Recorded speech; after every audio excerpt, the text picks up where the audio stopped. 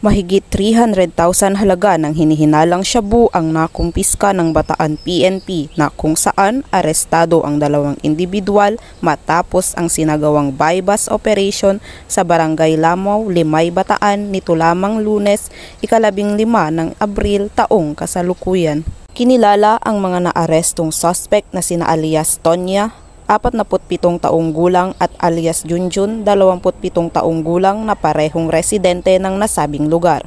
Ayon sa inilabas na ulat ng Bataan Police Provincial Office, naging matagumpay ang pinagsanib na puwersa ng Limay Municipal Police Station, Police Provincial Drug Enforcement Unit Bataan PPO, 2nd Provincial Mobile Force Company at Philippine Drug Enforcement Agency matapos ang bypass operation na kung saan 3 piraso ng transparent plastic sachets ng shabu na may bigat na 50 gramo na nagkakahalaga ng 340,000, isang pouch at marked money ang nasabat sa mga suspect. Nahaharap ang mga suspect sa kasong paglabag sa RA 9165 o Comprehensive Dangerous Drugs Act of 2002 at kasalukuyang nasa kustudiya ng Limay Municipal Police Station para sa investigasyon at wastong disposisyon. Ayon kay Police Colonel Palmer Z. Tria, Provincial Director ng Bataan PPO, ang Bataan PNP ay patuloy na palalakasin ang kanilang kampanya laban sa ilegal na droga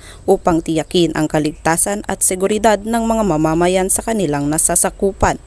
Hinihikayat din niya ang publiko na mag-ulat ng anumang kahina-hinalang aktibidad kaugnay sa ilegal na droga para sa agarang pagresponde ng mga otoridad.